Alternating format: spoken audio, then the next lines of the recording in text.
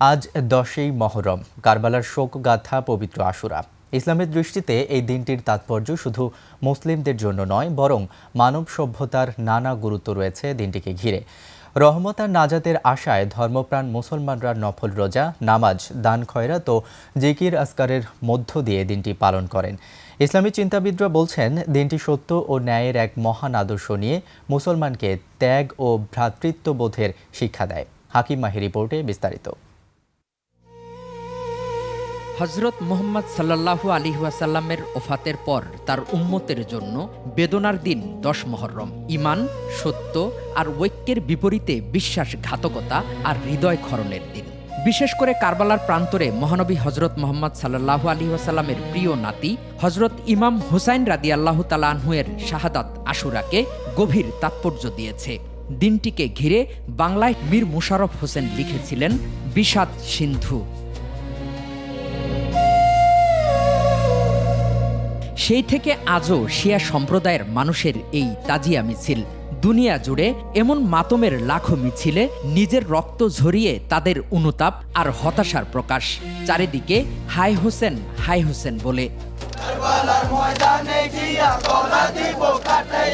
নির্মমভাবে হজরত হুসাইন তিনি শহীদ হয়েছিলেন।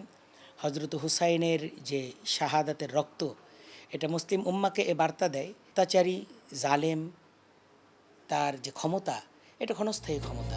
শুধুই কি কারবালা, আরবের ধর্মীয় পথ চলা, জনশ্রুতি আর ইতিহাসের দলিলে 10 মুহররমে জড়িয়ে আছে সৃষ্টির নানা বাঁক।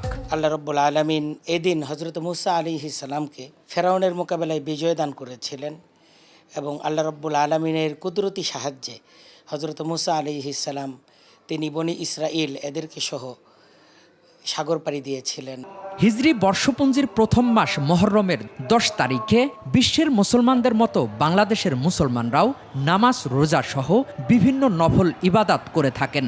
নিজের পরিবার পরিজনের উপর এই দিনকে কেন্দ্র করে আশুরায় যদি কেউ ভালো খাবারের আয়োজন করে, তাহলে আল্লাহ তাকে সারা বছর ভালো খাওয়াবেন, একটা বারাকা হবে। রোজা রাখা ও আল্লাহর সন্তুষ্টি অর্জনের জন্য নেক আমল করার বিশেষ গুরুত্ব রয়েছে এ দিনে। তাই আশুরা শুধু শোক ও স্মরণের দিনই নয়, বরং আত্মত্যাগ, ন্যায়পরায়ণতা, ধৈর্য এবং সত্যের পথে অবিচল থাকার শিক্ষারও এক অনন্য প্রতীক। আল্লাহ আপনার রব চাইলে পৃথিবীর সমস্ত মানুষকে এক উম্মত, এক ধর্মের অনুসারী করতে পারতেন, কিন্তু সেটি তিনি করেননি। ওয়ালা ইয়াজালুনা মুখতালিফিন, তারা বিভিন্ন চিন্তা এবং কাজে তারা বিভক্ত আছে।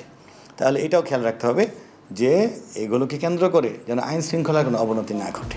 এই দিনে বিভিন্ন আমলের মাধ্যমে মানবিক মূল্যবোধ জাগ্রত হলে এই শিক্ষা যুগে যুগে মানুষকে সত্য ও ন্যায়ের পথে চলার প্রেরণা যোগাবে বলে মনে করছেন ইসলামী চিন্তাবিদরা।